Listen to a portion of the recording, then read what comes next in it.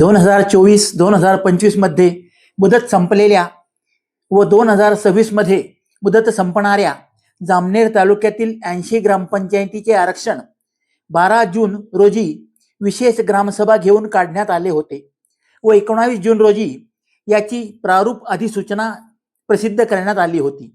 असे असले तरी 80 पैकी 22 ग्रामपंचायतीच्या आरक्षणात चुकीच्या पद्धतीने काढण्यात आल्याचे व काही ग्रामपंचायतीचे अनावधानाने आरक्षण काढणे कार्यक्रमातून वगळण्यात आल्याने त्या 22 ग्रामपंचायतीकरिता सुधारित सदस्यांचा आरक्षण सोडतीचा कार्यक्रम प्रशासनाने जाहीर केला आहे.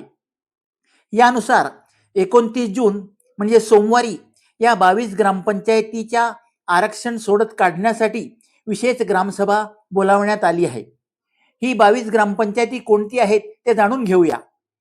पहूर कसबे, जंगीपुरा, पिंपळगाव गोलाईत, मोयगाव बुद्रुक, नेरी दिगर, नेरी बुद्रुक, पळासखेडे प्रण, गाडेगाव, केकत निंभोरे, रोटवद, देवपिंपरी, नांद्रा प्रलो, नाचनखेडे, मुंदखेडे, वडाळी, पिंपळगाव बुद्रुक, तळेगाव, कासली, नागणखुर्द, फत्तेपूर, शेंगोळा व हिवरखेडे दिगर या ग्रामपंचायतीचे आरक्षण निश्चित करण्यासाठी सोमवारी म्हणजे 29 जून रोजी प्रत्येक ग्रामपंचायतीत विशेष सर्वसाधारण सभेचे आयोजन करण्यात आले आहे.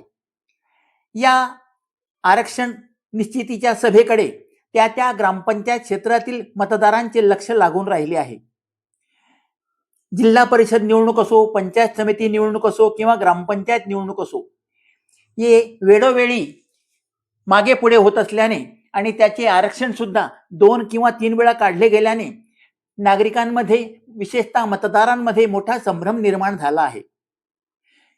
जामनेर तालुक्यातील 80 ग्रामपंचायतीच्या आरक्षणाबाबत सुरू असलेला प्रशासकीय कार्यक्रम वेळोवेळी समोर येत आहे.